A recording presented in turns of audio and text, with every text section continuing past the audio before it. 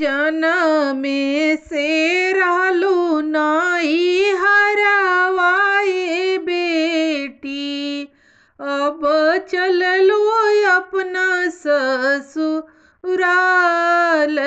हो। जनमे से रहलू नाई हरवाए बेटी, अब चललो अपना ससुराल हो। सास ससुर के सेवा करी हो बेटी, पैबू में बहुत दुलार हो।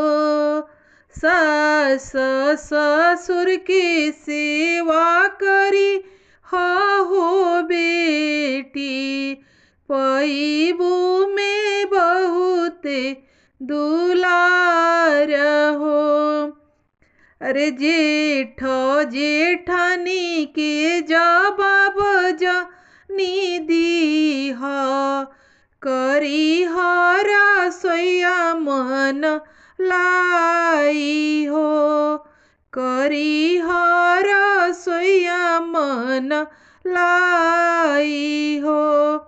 अरे छोटा का देवरवा के दिला जनी दुखाई हा, पैबू जी बहुत दुलार हो।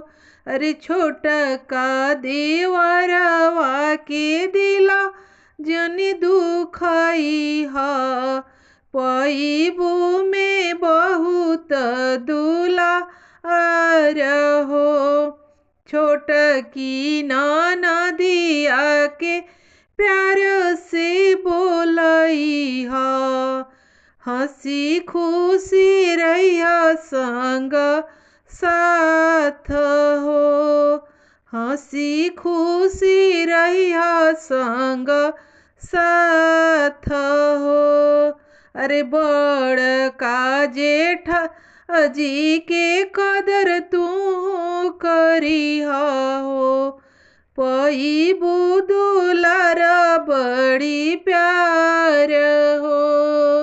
जनमे से रहलू बेटी तू नाई हरवा, अब चललू अपना ससुराल हो।